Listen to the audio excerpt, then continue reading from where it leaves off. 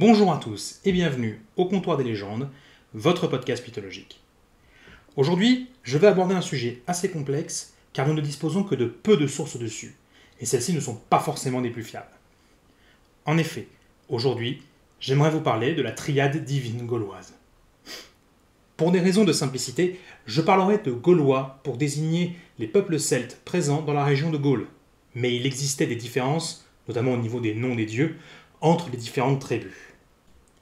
Comme je le précisais, il s'agit là d'un sujet assez complexe, car la majorité des sources archéologiques dont on dispose sur les dieux gaulois viennent soit des Romains, donc pas forcément les personnes les plus objectives pour parler d'un peuple qu'ils ont conquis, soit des études de mythologie comparée faites avec les textes irlandais.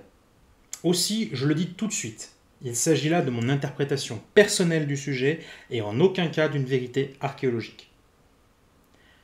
La tripartition, ou les fonctions tripartites indo-européennes, est une thèse formulée par Georges Dumézil à partir de la mythologie comparée.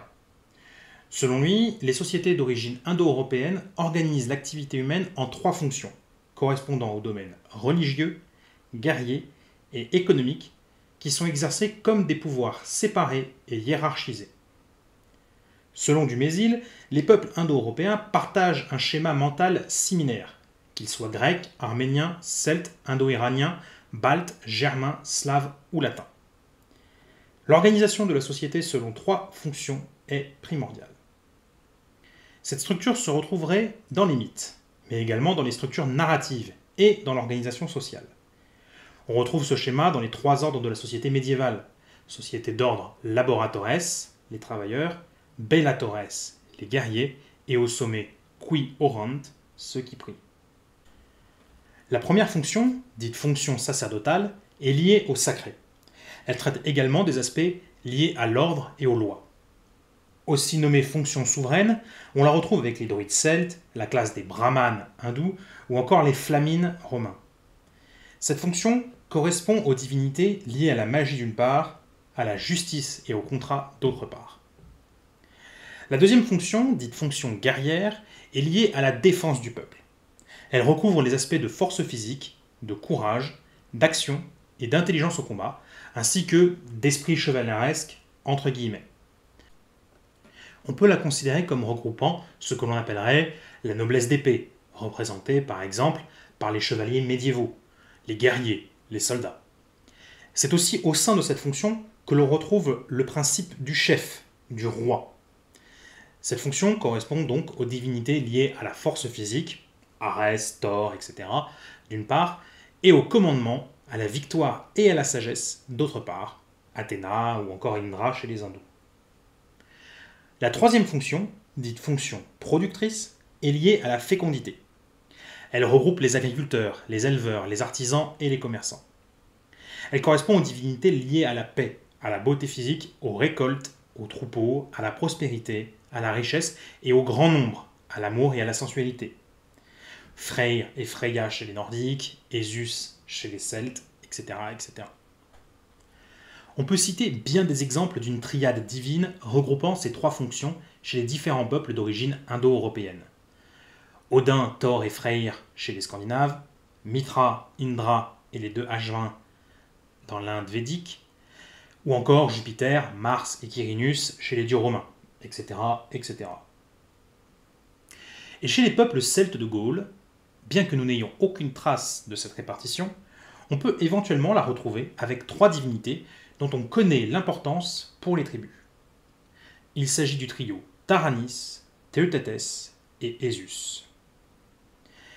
Taranis est décrit dans la mythologie gauloise comme le dieu du ciel, de la foudre et de l'orage, et par extension, un dieu lié à la fertilité, des sols comme des hommes.